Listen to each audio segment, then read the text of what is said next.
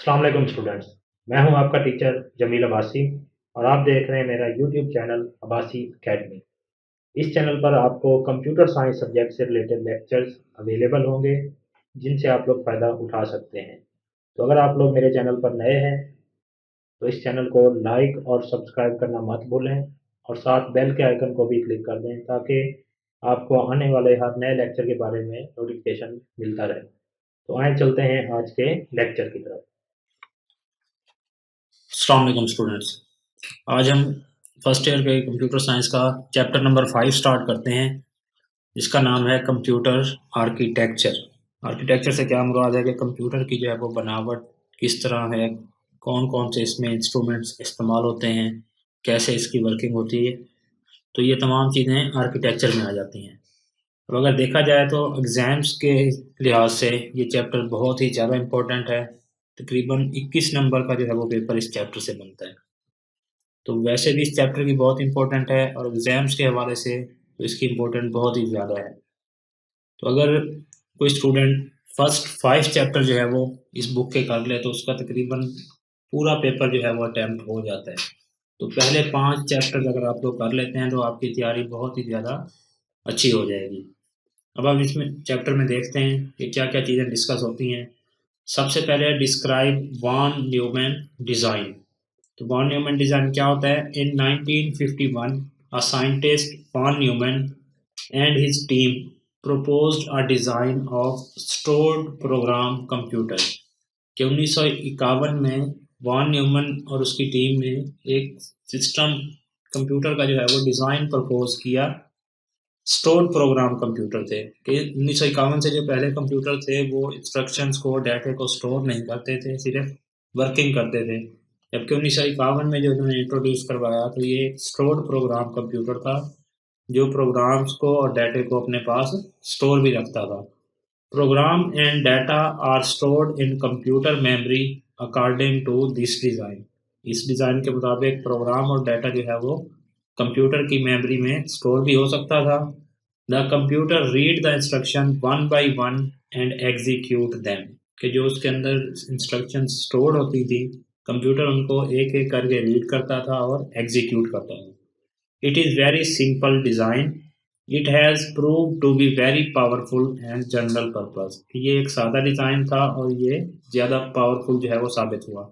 It is the basis of most modern computers of today कि आजकल के जितने भी मॉडर्न कंप्यूटर हैं उसके लिए इसने बेसिस बुनियाद फराहम की। नेक्स्ट क्वेश्चन है explain the architecture of computer system. Which components are included in the architecture of modern stored program machine. Computer के आर्किटेक्चर को एक्सप्लेन करना है और इसके अंदर कौन कौन से कंपोनेंट्स जो है वो इस्तेमाल होते हैं। तो हम देखते हैं कंप्यूटर आर्किटेक्चर क्या होता है। A computer is a combination of various components. Computer जो है वो बहुत से कंपोनेंट्स का कम्बिनेशन है। जैसे हमारी बॉडी जो में जो है वो बहुत से अज्जा हैं, बहुत से हमारे बॉडी पार्ट्स हैं, तो इसी तरह कंप्यूटर जो है उसके भी बहुत से कंपोनेंट्स हैं। These components perform different functions कि अब ये जो कंपोनेंट्स हैं वो मुख्तलिफ फंक्शन, मुख्तलिफ काम सर अंजाम देते हैं। All components work together and communicate with one another. ये तमाम कंपोनेंट्स जो है वो एक दूसरे के साथ मिलके, एक दूसरे के साथ कम्युनिकेट करके काम करते हैं। The way in which these components are connected with one another is called computer architecture कि जिस तरीके के तहत जो है वो, जिस मेथड के तहत ये कंपोनेंट्स आपस में एक दूसरे के साथ कनेक्टेड हैं, जुड़े हुए हैं, उसको क्या कहते हैं? Computer architecture. अब इसके अंदर डिफरेंट कंपोनेंट्स होंगे। Different components of computer architecture are as follows. इसमें नंबर 1 पे है control unit. Control unit is an important component of CPU. It act like a supervisor of computer कि ये कंप्यूटर के सुपरवाइजर के तौर पर काम करता है।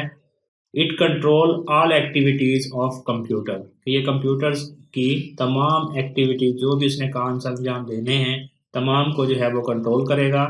It perform the following operation कि ये मंदरजा झैल ऑपरेशन करेगा।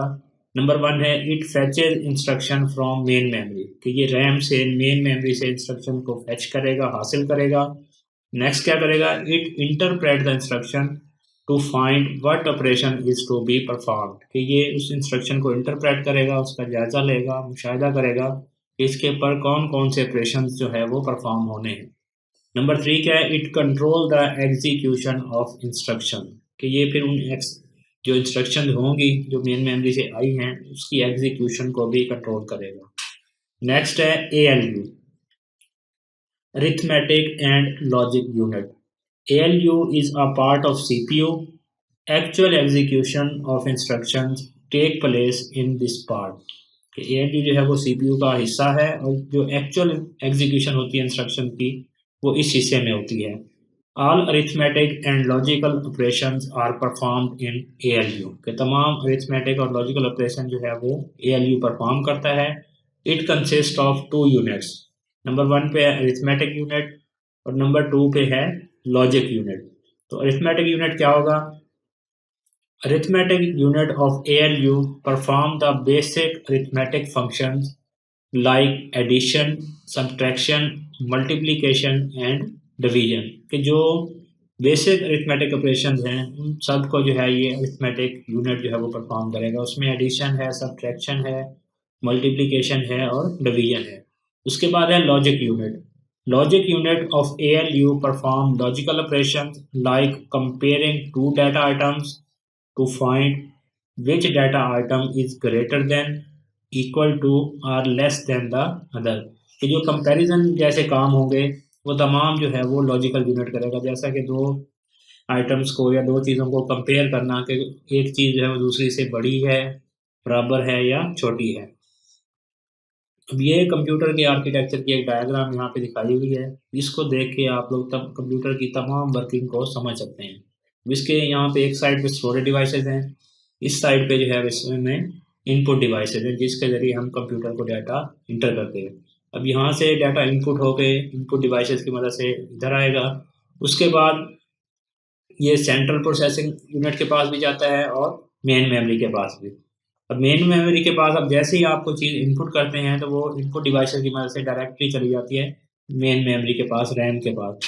अब सेंट्रल प्रोसेसिंग यूनिट जिसको हम CPU कहते हैं, उसने जो भी डाटा लेना है वर्किंग के लिए या एग्जीक्यूशन के लिए वो मेन मेमोरी से लेगा, वर्किंग करने के बाद वो वापस मेन मेमोरी के पास भेज देगा।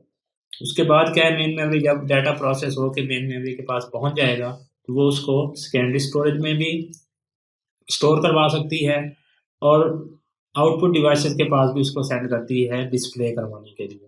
तो ये वॉन न्यूमन डिज़ाइन का एक आर्किटेक्चर का जो है वो आपके पास डायग्राम है। अब तीसरा जो इसका आर्किटेक्चर का कंपोनेंट है वो है main memory. Main memory is an important component of computer system. ये कंप्यूटर सिस्टम का बहुत ही अहम हिस्सा है। It is use to store program and data that are being executed, कि जो डाटा या प्रोग्राम एग्जीक्यूट हो रहा है उसको अपने पास ये स्टोर करती है। It is also known as working area of a computer system, ये कंप्यूटर सिस्टम का वर्किंग एरिया भी कहलाती है।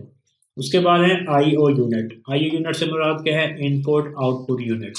IO unit control processors communication with peripheral devices such as monitor, disk drive and printer connected to the computer system, कि जो peripheral devices हैं, जो computer के साथ कनेक्टेड डिवाइसेस हैं, उसकी जो है वो तमाम कम्युनिकेशन को कंट्रोल करता है कि इनपुट कैसे हो रहे हैं चीज़ें, आउटपुट कैसे हो रही हैं, ये तमाम चीज़ें जो है वो IO यूनिट कंट्रोल करता है। उसके बाद है बस इंटरकनेक्शन। बस interconnection is also an important component of a computer system. बस इंटरकनेक्शन क्या है, ये जो आपके पास ये लाइनें हैं, एरोज नजर आ रही हैं, ये बस इंटरकनेक्शन है कि डाटे को एक जगह से दूसरी जगह ट्रैवल करने में जो चीज़ें मददगार के तौर पर साथ दे रही हैं वो क्या कहलाएंगी, बस इंटरकनेक्शन कहलाएंगी। अगर हम रियल लाइफ में भी देखें तो बसेस क्या करती हैं, पैसेंजर्स को, सामान को जो है वो एक जगह से दूसरी जगह भेजने के लिए इस्तेमाल होती हैं। तो कंप्यूटर में भी जो बस इंटरकनेक्शन है वो डाटे को, इंस्ट्रक्शंस को, प्रोग्राम को जो है वो एक हिस्से से दूसरे हिस्से तक ट्रैवल करने में मदद देगी। A computer system consist of CPU, main memory and IO units, कि ये तीन इसके मेन कंपोनेंट्स हैं, CPU, मेन मेमोरी और IO unit. These components have to be connected to transfer data from one component to another. तो फिर क्या है, इन कंपोनेंट्स को आपस में कनेक्टेड होना चाहिए ताकि डाटा जो है वो एक हिस्से से दूसरे हिस्से तक पहुंच सके। The use of buses to connect different component is known as bus interconnection. कि बसेस को इस्तेमाल करते हुए मुख्तलिफ कंपोनेंट्स को जो हम इंटरकनेक्ट कर देते हैं, आपस में कनेक्ट करके जोड़ देते हैं, इस मेथड को, इस प्रोसेस को क्या कहते हैं, बस इंटरकनेक्शन। अब उसके बाद नेक्स्ट जो हमारे पास टॉपिक है, व्हाट इज सीपीयू। तो सीपीयू क्या होता है? CPU stands for central processing unit. कि इसका क्या मतलब है? सेंट्रल प्रोसेसिंग यूनिट, कि ये मरकजी प्रोसेसिंग यूनिट है। It is the brain of the computer, कि ये कंप्यूटर का दिमाग होता है।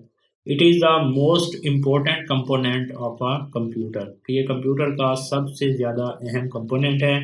It is also called processor, इसको हम प्रोसेसर भी कहते हैं क्योंकि इसने प्रोसेसिंग करनी होती है। A computer can not work without CPU, ये कंप्यूटर जो है वो सीपीयू के बगैर काम नहीं कर सकता। All computers must have a central processing unit, जितने भी कंप्यूटर हैं इस्तेमाल हो रहे हैं उनमें एक सेंट्रल प्रोसेसिंग होना ज़रूरी है। एक से ज़्यादा भी होते हैं, बहुत से जो बड़े कंप्यूटर हैं जिनकी वर्किंग जो है वो बहुत हैवी होती है, उसमें एक से ज़्यादा प्रोसेसर होते हैं, लेकिन मिनिमम जो है वो हर कंप्यूटर में एक प्रोसेसिंग यूनिट होना ज़रूरी है। CPU is located on the motherboard, के ये मदरबोर्ड के ऊपर लोकेटेड होता है, लगा होता है। It carries out most of the work of a computer, के कंप्यूटर का जो ज़्यादातर काम होता है वो सीपीयू के ज़रिए होता है। CPU perform all operation on data according to the given instruction। CPU जो है वो दी गई हिदायत के मुताबिक डाटे के ऊपर तमाम ऑपरेशन परफॉर्म करेगा। It execute instructions and tells the other part of computer what to do, इसने हिदायत को जो है वो एग्जीक्यूट करना है और कंप्यूटर के दूसरे हिस्सों को ये भी बताना है कि उन्होंने क्या क्या काम सर अंजाम देने हैं। Most of the work consist of calculation and data transfer, इसका जो ज़्यादातर काम होता है वो कैलकुलेशन पर मुनहसर है और डाटे को एक जगह से दूसरी जगह ट्रांसफ़र करना है। CPU consist of two main units known as arithmetic and logical unit and control unit, कि इसके दो ही यूनिट हैं, ऊपर हम पा चुके हैं, एक अरिथमेटिक यूनिट है और दूसरा लॉजिक यूनिट है, इसमें कंट्रोल यूनिट भी यूज़ होता है। These components work together to perform processing operations, कि जो operations की processing होती है उनको सर अंजाम देने के लिए ये components मिलके काम करते हैं। ये अब तस्वीर में दिखाया गया है एक CPU सेंट्रल प्रोसेसिंग यूनिट, ये मदरबोर्ड के ऊपर जो है वो लगा होता है। इसके अब मेन पार्ट्स हैं। The two main units of CPU are as follows. Number 1 पे है ALU और नंबर 2 पे है CU। ALU क्या होगा? अरिथमेटिक एंड लॉजिक यूनिट, और CU क्या होगा? Control unit. तो ALU क्या है? ALU is a part of CPU। Actual execution of instructions take place in this part, ये हम ऊपर भी पढ़ चुके हैं। ALU क्या है कि इसमें जो भी एग्जीक्यूशन होती है इंस्ट्रक्शन की वो इसी हिस्से में होगी। All arithmetic and logical operations are performed in ALU. It consists of two units, arithmetic unit है और logic unit। ये हम ऊपर डिटेल में पढ़ चुके हैं, सारा जो है वो वही एज इट इज़ है। अरिथमेटिक यूनिट में क्या होगा? जो सिंपल ऑपरेशन है, एडिशन, सब्ट्रैक्शन, मल्टीप्लिकेशन और डिवीजन के, वो अरिथमेटिक यूनिट करेगा। लॉजिक यूनिट क्या करता है? कंपैरिजन वाले काम करता है, कि दो नंबर्स को कंपेयर करेगा कि एक नंबर जो है वो दूसरे से बड़ा है, बराबर है या छोटा है। उसके बाद इसका दूसरा हिस्सा आ जाता है control unit. Control unit is an important component of CPU. It act like a supervisor of the computer. Control unit क्या है? कि ये सीपीयू के, कंप्यूटर के सुपरवाइजर के तौर पर काम करता है। It control all activities of computer system, कि ये कंप्यूटर सिस्टम की तमाम एक्टिविटीज को कंट्रोल करता है। It perform the following operation, ये मुख्तलिफ ऑपरेशन जो है वो सर अंजाम देगा, ये भी हम ऊपर पढ़ चुके हैं। It fetches instruction from main memory, कि ये मेन मेमोरी से इंस्ट्रक्शन को फैच करेगा, हासिल करेगा। It interpret the instruction to find what operation is to be perform, कि हिदायत का तज्जिया करेगा और देखेगा कि इसके ऊपर कौन कौन से जो ऑपरेशन परफॉर्म करने हैं। नंबर 3 पे क्या है, it control the execution of instruction, कि ये इंस्ट्रक्शंस की एग्जीक्यूशन को भी कंट्रोल करेगा। उसके बाद हमारे पास नेक्स्ट जो टॉपिक है वो है what is main memory, describe its structure, how data stored in main memory. हमने जो कंप्यूटर के कंपोनेंट्स पढ़े थे, सीपीयू को हमने डिस्कस कर लिया। अब नेक्स्ट जो इसका कंपोनेंट है वो है main memory.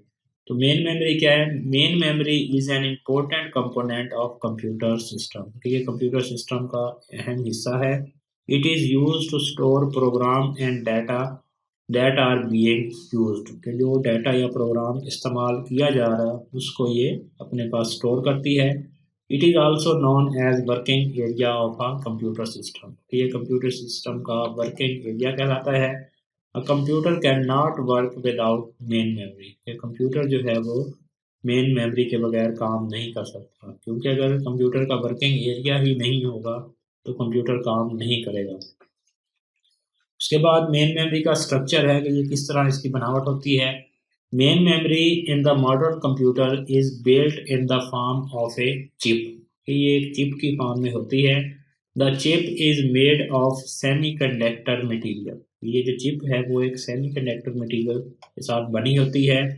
The chip consist of thousands और मिलियंस ऑफ सेल, इस चिप के अंदर हजारों लाखों की तादाद में जो है वो सेल्स होते हैं। Each cell can store one bit, हर सेल जो है वो एक बिट को स्टोर कर सकता है। अब 0 है या 1 है वो एक बिट है, तो हर जो इसके अंदर सेल होगा वो सिर्फ एक बिट को स्टोर करेगा।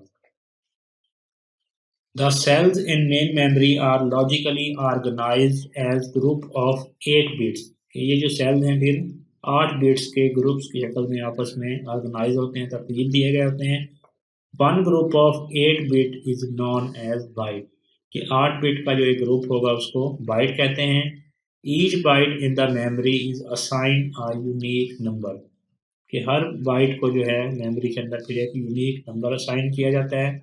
This number is known as the address of the byte, इस नंबर को जो है वो उस बाइट का हम एड्रेस कहते हैं। जिस तरह मकान के नंबर होते हैं इसी तरह हर बाइट का जो है वो एक नंबर असाइन किया जाएगा।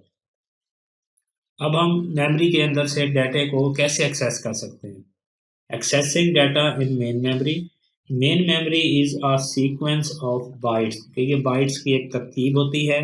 CPU and other components can access any byte of main memory by specifying its address, कि उसका एड्रेस बता के, उस बाइट का आप एड्रेस बता के वहाँ पे जो डाटा मौजूद है उसको एक्सेस कर सकते हैं। Different bytes can be accessed randomly, कि मुख्तलिफ जो बाइट्स हैं आप उनको रैंडमली एक्सेस कर सकते हैं। अब ये बाइट्स होती तरतीब में है, लेकिन आप इनको रैंडमली जिस बाइट को भी चाहें, आप 5वें नंबर पे जो बाइट है, 6ठे पे है, 10वें पे, 20वें पे, आप इनको रैंडमली जो है वो बगैर तरतीब के किसी भी बाइट को एक्सेस कर सकते हैं। The memory is built from electronic component, कि ये जो मेमोरी होती है वो इलेक्ट्रॉनिक कंपोनेंट से बनी होती है।